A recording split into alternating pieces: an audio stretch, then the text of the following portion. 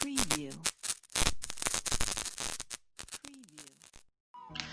اصلاح معاشرہ کا لفظ نہ جانے کتنے حلقوں میں بار بار استعمال ہو رہا ہے۔ نہ جانے کتنی تنظیمیں اور جماعتیں اس مقصد کے لیے کام کر رہی ہیں۔ روزانہ کتنے جلسے اور اجتماعات اسی کام کے لیے ہو رہے ہیں۔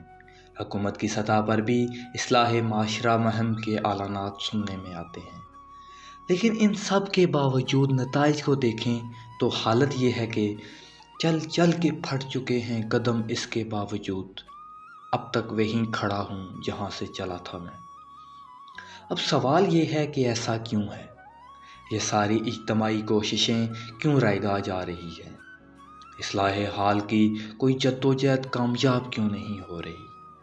تو اس صورتحال میں ایک ہی نتیجہ نکلتا ہے کہ اصلاح معاشرہ کے نام پر کی جانے والی ساری کوششوں کا رخ صحیح نہیں ہے۔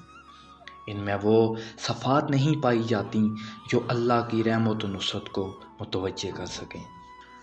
اب اگر اس پر غور کریں اور اپنے گرہ میں جھانک کر دیکھیں تو حقیقت نظر آئے گی کہ اصلاح معاشرہ کے نام پر کی جانے والی یہ کوششیں عیبوں اور نقائص سے پر اور اصلاح کے لوازم سے اس قدر عاری ہیں کہ ان کو صحیح معنوں میں اصلاح کی کوشش کہنا ہی غلط ہے۔ اب ایسا ہے کہ ہمیں ہر جگہ اصلاح کا آغاز دوسروں کی فکر سے کرنا ہے۔ اصلاح کے لیے ہمارا ہر وعظ، ہر نصیحت، ہر اپیل دوسروں کے لیے ہے۔ ہم چاہتے ہیں کہ معاشرے میں چلے ہوئے نظام میں ہر مشکل تبدیلی دوسرے کے گھر سے شروع ہو۔ ہمیں معاشرے کو خراب بھی کرنا ہے، گندگی بھی پھیلانی ہے، ناپ تول میں کمی بھی کرنی ہے، لیکن صحیح ہمارے حکمرانوں کو کرنا ہے۔ اب اگر غور کریں تو رسول پاک صلی اللہ علیہ وآلہ وسلم نے دنیا بھر میں جو انقلاب برپا کیا اور 23 سال کے مختصر عرصے میں معاشرے کا کایا پلٹ دیا، تو ان کا طرز و انداز ہمارے طرز عمل کے بالکل برعکس تھا۔ وہاں ہر اصلاح کا آغاز سب سے پہلے اپنی ذات، اپنے گھر اور اپنے خاندان سے ہوتا تھا۔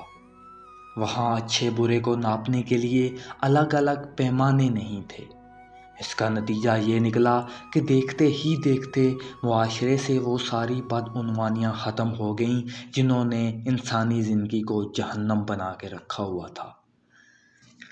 بات مختصر کہ معاشرے میں پھیلی ہوئی برائیوں کی لسٹ بہت طویل ہے، لیکن اس وقت جس پہلو کی طرف توجہ دلانا مقصود ہے وہ یہ ہے کہ ہمارے ملک میں اصلاح و معاشرہ کے علم بردار، خواہ وہ حکومت سے تعلق رکھتے ہوں یا عوامی اداروں سے، تب تک وہ فضول ہیں جب تک وہ خود کی اصلاح نہیں کر لیتے، ورنہ یہ قوم زبانی وعظ اور بے روح اپیلیں مدت دراز سے سن رہی ہے اور آگے بھی سنتی رہے گی، اور نہ ان بے روح آوازوں میں اتنا دم ہے کہ وقت کے دہاڑے کو موڑ سکیں۔